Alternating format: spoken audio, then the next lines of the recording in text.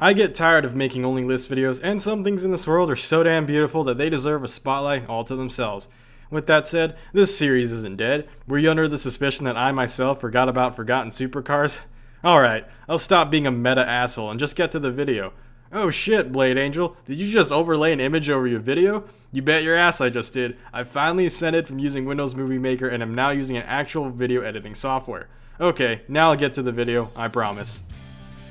Founded in 1984, Venturi was a French sports and supercar manufacturer. For anyone who's silently laughing or mocking France for their attempt in the automotive industry, I needn't remind you of. But hey, that's not important, right? Venturi is most well known for producing the Atlantique, most noticeably the Atlantique 300, Atlantique 400 GT, and Atlantique 600 LM. If all three of those cars sound familiar and you feel as though you've actually seen them somewhere before, then you're probably right. All three of these cars were featured in the PS1 racing game Gran Turismo 2. Childhood memories aside, the 1995 Venturi Atlantique 300 features a design very similar to Ferrari 355, mashed together with the 308 GTS and maybe even some aspects from the Testarossa as well. It's powered by a 2.8 liter turbocharged V6 that makes 260 brake horsepower and 309 foot-pounds of torque. The car features a mid-engine rear-wheel drive setup and weighs 1,250 kilograms or 2,756 pounds. It has a top speed of 174 miles an hour, though many sources say it could only reach 167. In 1998, the Atlantique 300 upgraded to a 3-liter twin-turbo V6 PRV sourced from Citroën and Peugeot that made 310 brake horsepower. Only 2 left-hand drive models were ever produced, so if you're a collector in the States, tough luck. Unless you're one of the owners watching this video, in which case, joke's on me. And if both owners are sitting in the same room watching this video, then double joke's on me.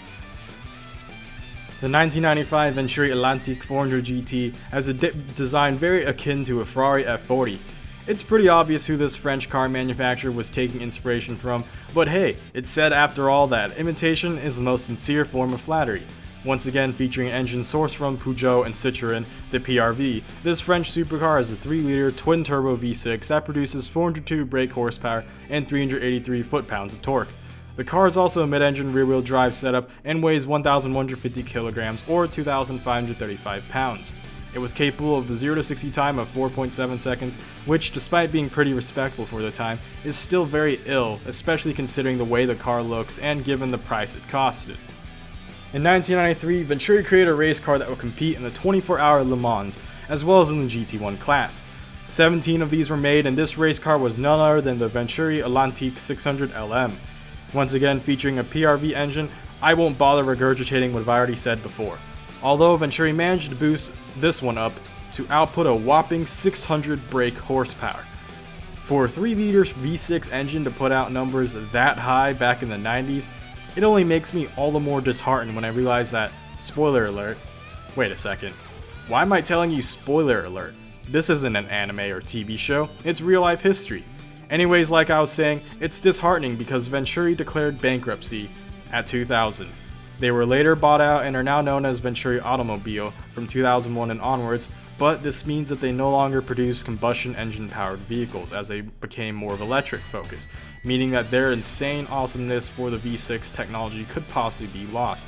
Despite not building this engine in-house, Atlantiques were without a doubt very capable cars, and Venturi themselves were very talented at making power out of those V6s. There are still a few V6 heroes amongst the modern supercars, but it fills my heart with rust knowing that Venturi could have been among them. I hope you enjoyed this video, and like I said in the intro, I like giving a whole video to focus on cars or companies that I believe are special enough to warrant one. Do you like the direction I'm going with this new editing style? Even if you don't, I sure as hell do, and will continue to do so and improve it the way I see fit. Thank you all for watching this video and finding your way to this fledgling automotive channel.